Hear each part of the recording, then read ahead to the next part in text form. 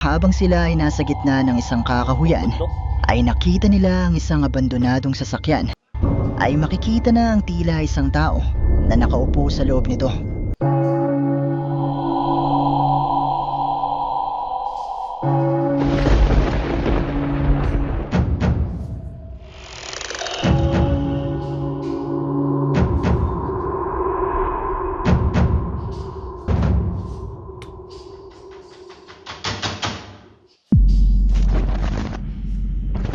Ang bidyong ito ay ipinadala sa atin ng isa sa ating mga viewers na tumangging magpakilala at mula naman ito sa bansang Japan, nakuha ng isang magkasintahan. At sa bidyong ito, habang sila ay nasa gitna ng isang kakahuyan, ay nakita nila ang isang abandonadong sasakyan na pumukaw sa kanilang atensyon. Sinubukan itong kunan ng lalaki pero hindi nila inaasahan na may makukunan pala na kakaiba ang kanilang kamera. これちゃんと撮っとかんと。もう日暮れてるから行くよ。はいはい、でももうちょっと撮らせてよ。いや、もう行こう。はい。ああ、もう。あ道あるからさ。ああ。いやでも。ulo? 何？え、大丈夫？ Ulo? 何？ Kami yabay. あ、気をつけて。 Noong una ay wala ka namang mapapansing kakaiba sa loob ng abandonadong sasakyan na ito. Pero maya-maya lang nang muling itapat ng lalaki ang kamera sa sasakyan. Ano? Ulo ng babae. Puti. Babae ba o ano? Basta maputi pa. Bata. Ay makikita na ang tila isang tao na nakaupo sa loob nito. Okay. Puti. Legit kaya yan? Mas bigay na wala eh, no?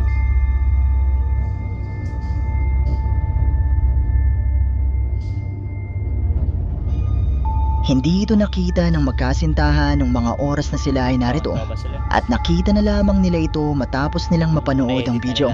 Pero posible kaya na isang aksidente ang dahilan kung bakit narito ang sasakyan na ito at ang imaheng ito ay ang multo ng dating may-ari ng sasakyan? Kayo, ano sa tingin nyo? Eh, baka dyan na lang yan umano.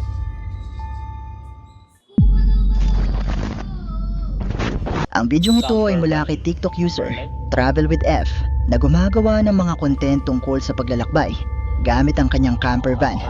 Pero nitong nakaraan ay nagbahagi nga siya ng isang kakaibang video.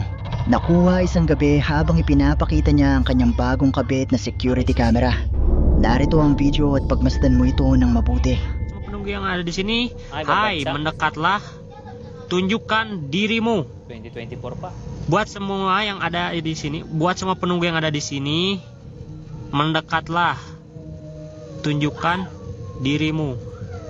Buat semua penunggu yang ada di sini, mendekatlah, tunjukkan dirimu.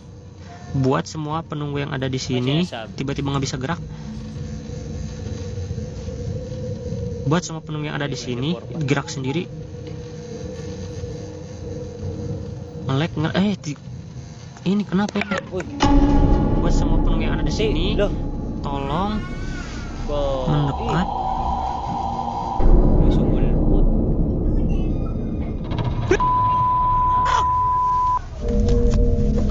Sa una ay wala ka namang makikitang kahit na ano. Pero maya-maya pa ay napansin niya ang paglitaw ng tila isang babae na may mahabang itim na buhok at puting kasuotan.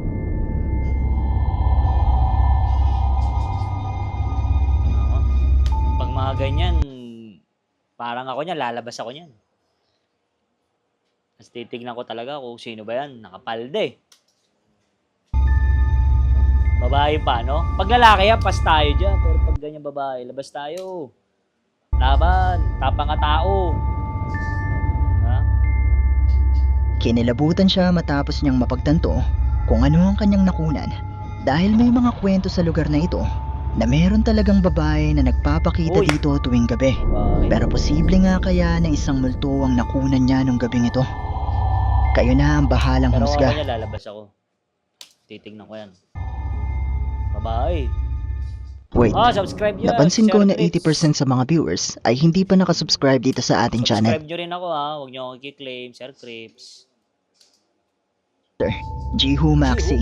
At kuha naman ito isang araw sa loob ng kanilang tahanan habang siya ay nasa kanilang sala nang mapansin niya na tila ba gumagalaw ang isa sa mga manikang nakadisplay sa kanilang estante. Agad niya itong kinunan ng video at narito ang kanyang nakunan.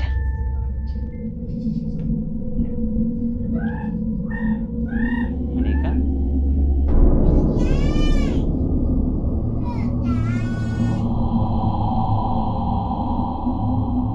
Gumalaw. Mula sa videong ito ay makikita mula sa kanilang estante ang kanilang manika na tila ba unti-unting gumagalaw na para bang may sarili itong buhay na humarap pa sa kanya bago bumalik sa orihinal na posisyon nito.